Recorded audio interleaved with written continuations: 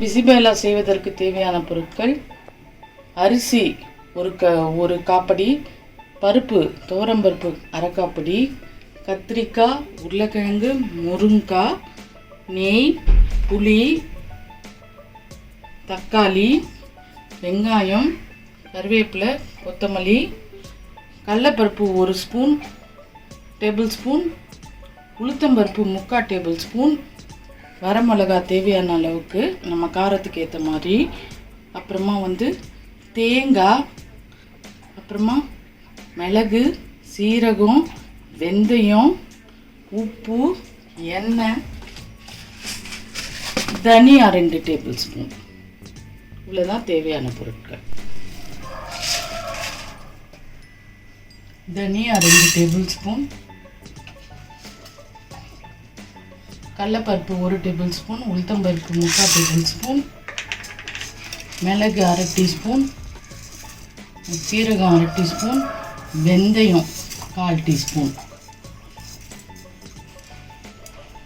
இதை லைட்டாக தீ வச்சு அதில் ரோஸ்ட் பண்ணணும்.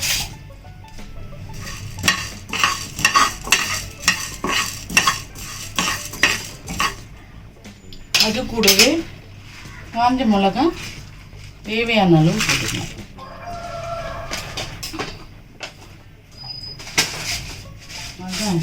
ஒரு காப்படி அரிசி, அரை காப்படி துவரம்பருப்பு, அது 2த்தையும் 1/4 மணி நேரம் ஊற வச்சு அதை போட்டு அதில் 4.5 மடங்கு 1.5 கப்பு 1.5 இதுனால நான் 3 மடங்கு தண்ணி ஊற்றணும். ஸோ 4.5 காப்படி தண்ணி ஊற்றிருக்கேன். பாதி உப்பு போட்டு இதை குக்கரை மூடிட வேண்டியது தான். இது ஒரு 5 விசில் விட்டு குழைய வேக வச்சு எடுத்துக்கணும். இப்போது இந்த அளவுக்கு வறுத்துக்கும் போது தேவையான அளவுக்கு தேங்காய் அதிகம் போடக்கூடாது, சிறுந்தீயில் வச்சு வறுக்கணும். வறுத்து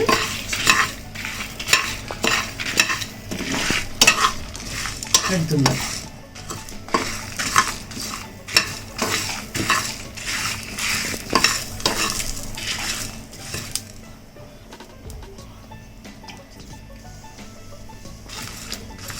இதை வறுத்து சிறுந்தீயில் வறுத்துட்டு ஆற வச்ச பிறகு அரைச்சி மிக்சியில் ஒன்றும் பாதியமாக எடுத்துக்க வேண்டியது தான். இந்த மசாலா வறுத்து வச்சிருந்தோம்ல, அதை இந்த மாதிரி அரைச்சி எடுத்து வச்சுக்கணும்.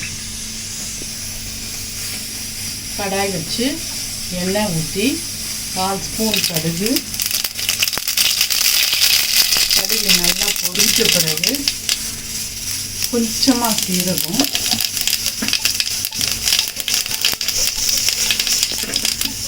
கொஞ்சமாக கடுகு,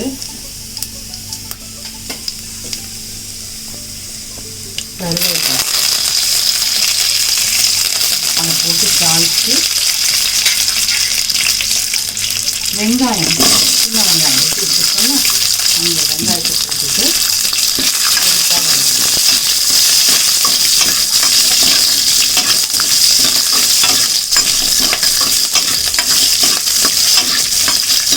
வெங்காயம் வதங்கினோம்னா தக்காளி போடணும்.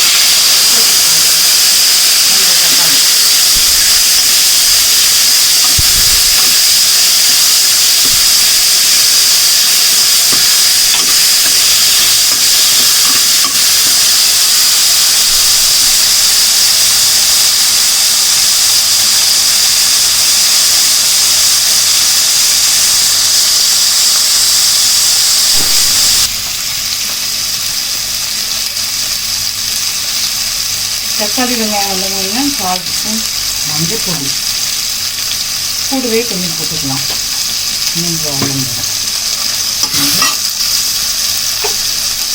பெருங்காயம் ஒரு 1/2 டீஸ்பூன் போடணும்.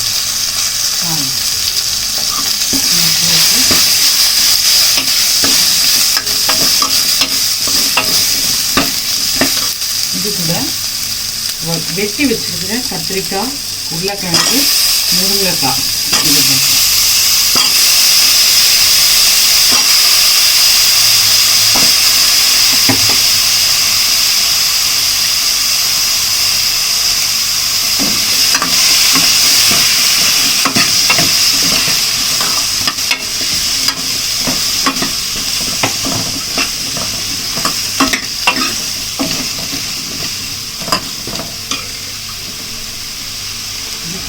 தேவையான அளவுக்கு தண்ணீர் ஊற்றணும்.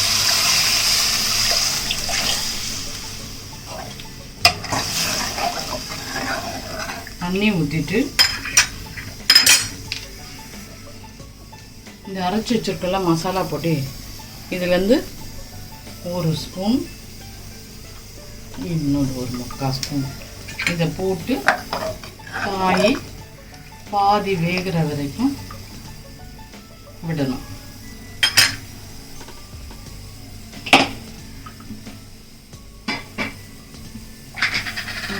இதையும் போடணும்.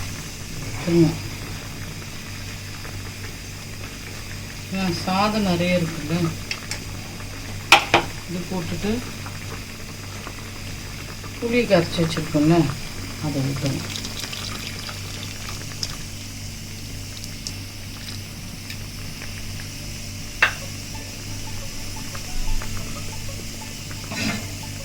அரிசியும் பருப்பும் வேக வச்சது நல்லா குழஞ்சி இருக்குது.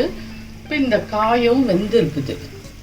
இப்போ இதை எடுத்து அதில் ஊற்றி நம்ம கிளறிட்டு என்னன்னு பார்ப்போம். தேவையான அளவுக்கு கொத்தமல்லி இது மேலே தூணும். தூவிட்டு நெய் தாராளமா இதை ஊற்றிட்டு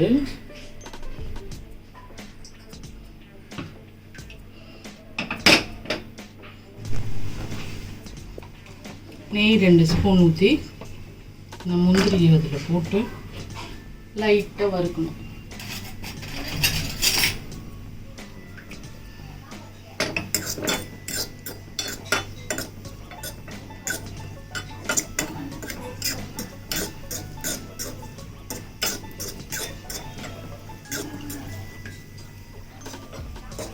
வறுத்த பிறகு காமிச்சிடமான பிறகு சாதத்தில்